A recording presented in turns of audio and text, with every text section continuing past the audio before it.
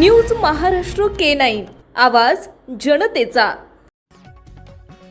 दक्षिण सोलापूर तालुक्यातील बरूर गावातून नात्याला काळीमा फासणारी एक अत्यंत धक्कादायक घटना समोर आली आहे। इथं काकानंच आपल्या अवघ्या 5 वर्षाच्या सख्ख्या पुतण्याचा गळा दाबून खून केल्याचं उघड झालंय।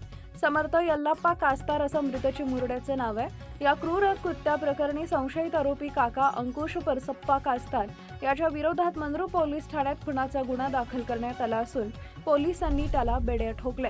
मृत समर्थचे आई वडील दोघेही ऊसतोड कामगार आहेत। कुटुंबाच्या उदरनिर्वाहासाठी ते सतत बाहेरगावी असतात। त्यामुळे चिमुरडा समर्थ हा दक्षिण सोलापूर तालुक्यातील बरूर इथं आपल्या आजीजवळ राहत होता।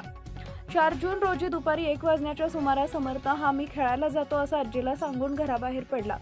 समर्थ घरातून बाहेर पडल्यानंतर काही वेळानं त्याचा काका अंकुश कास्तार हा त्याला बेशुद्ध अवस्थेत कडेवर घेऊन घरी आला। समर्थ खेळताना घराच्या पत्र्यावरून खाली पडला आणि त्यामुळे तो बेशुद्ध झाला असा बनाव नराधम अंकुशनं कुटुंबियांसमोर केला। समर्थच्या नातेवाईकांनी काकाच्या बोलण्यावर विश्वास ठेवत कोणतीही शंका न घेता त्याला तात्काळ उपचारासाठी एका खासगी रुग्णालयात दाखल केले। मात्र डॉक्टरांनी तपासणीअंती समर्थचा उपचारापूर्वीच मृत्यू झाल्याचं घोषित केले। रुग्णालयात समर्थचा मृतदेह पाहिल्यानंतर त्याच्या डोळ्यावर, गळ्यावर आणि हनुवटीवर काही संशयास्पद जखमाच्या खुणा दिसून आल्या। यामुळे घातपाताचा संशय बळावल्यानं पोलिसांच्या उपस्थितीत मृतदेहाचं शवविच्छेदन करण्यात आले।